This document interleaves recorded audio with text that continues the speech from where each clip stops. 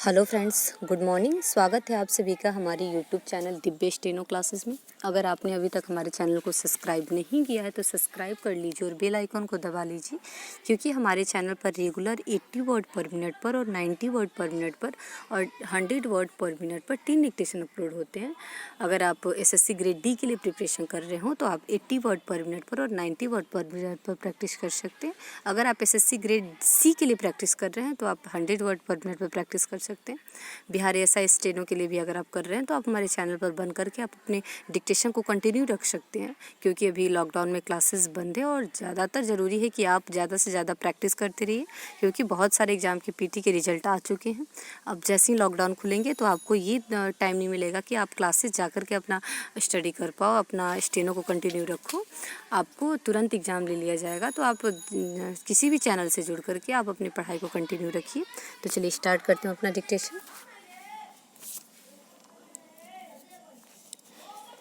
देशवासियों, मैंने अभी अभी राष्ट्रपति के पद की शपथ ली है और इस महान देश की सेवा में अपने को समर्पण कर देने का दृढ़ निश्चय व्यक्त किया है। मैं आपके सामने भारत के गणराज्य के प्रतीक और चिन्ह स्वरूप राष्ट्रपति के रूप में खड़ा हूँ। हमें अपने प्राचीन इतिहास में देश के विभिन्न भागों में और विभिन्न युगों में गणराज्यों की स्थापना के उल्लेख मिलते हैं, किंतु उनका प्रभुत्व देश के छोटे छोटे भागों तक ही सीमित था और हमें उनकी राज्य पद्धति का भी पूरा ज्ञान नहीं है। यह पहला ही अवसर है जब यह सारा देश एक छत्र गणराज्य के आधिपत्य और शासन के नीचे आया है। हमारे संविधान ने इस गणराज्य के व्यापक नींव का आधार इस देश के सब वयस्क स्त्री पुरुषों को बनाया है। भारत के प्रशासन और उसके भाग्य का निर्माण करने के लिए करोड़ से अधिक भारतीयों ने अपने प्रतिनिधि चुने हैं। इन प्रतिनिधियों ने मुझे राष्ट्रपति चुना है और यह कार्य करके उन्होंने उस संविधान को कार्यान्वित किया है जिसे हमने इतने परिश्रम से बनाया है।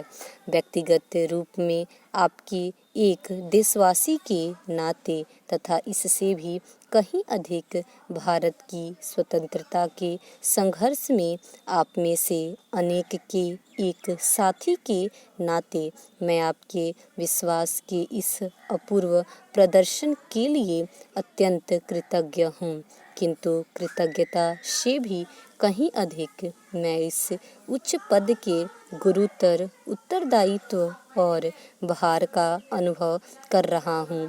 इस लोकतंत्रात्मक गणराज्य की स्थापना तो स्वतंत्रता की प्राप्ति के बाद ही हो सकती थी, अतः इस स्वतंत्रता को जिसे हमने कई पीढ़ियों के संघर्ष और तपस्या के बाद प्राप्त किया है, सुरक्षित रखना हम में से प्रत्येक का प्रथम और सर्वोपरि कर्तव्य है।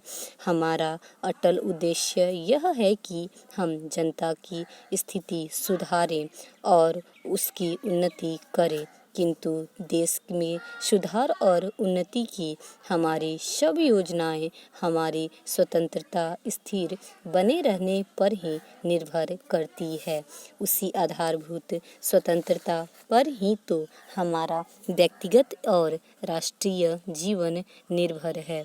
अतः आपके समान ही मेरा भी यह कर्तव्य है कि चाहे जो भी त्याग करना पड़े, हम इस स्वतंत्रता को स्थिर बनाए रखें और इसकी रक्षा करें। इस कर्तव्य को पूरा करने में मेरा प्रथम और विचारों के लोगों के प्रति मैं समता और निष्पक्षता बरतूं। दूसरा कर्तव्य जिसमें कि मैं आपका सहभागी हूँ, यह है कि मैं अन्य सब देशों की मैत्री प्राप्त करने का प्रयास करूं और उनसे सहयोग करने के रास्ते निकालूं। इस देश के सब लोगों से मेरा निवेदन है कि वे मुझे अपने में से ही एक माने और मुझे ऐसा अवसर और प्रोत्साहन दे जिससे मैं यथाशक्ति उनकी सेवा कर सकूं। भगवान से मेरी विनती है कि वह मुझे शक्ति और सुबुद्धि दे ताकि मैं सच्ची सेवा भावना से अपने कर्तव्यों और उत्तरदायित्वों को पूरा कर सकूं। स्टॉप।